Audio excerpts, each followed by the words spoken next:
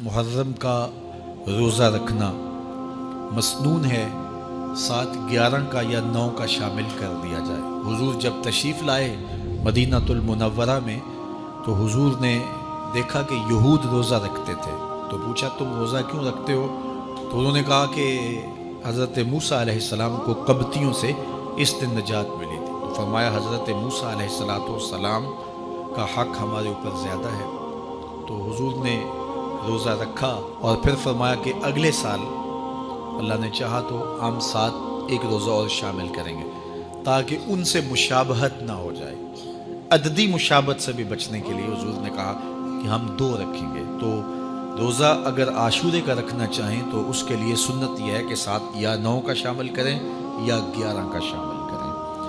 तो जो अफजल तरीन रोज़े हैं उनमें से आशूरे के रोज़ों का भी शुमार होता है। तो अगर मुमकिन हो तो जिनको अल्लाह ने सेहत अता की है, तो आजकल इतनी शिद्दत की गर्मी भी बाकी नहीं रही, तो वो ये रोज़े रखें, ज़िक्र व फ़िक्र के अंदर इन अय्याम को गुजारें।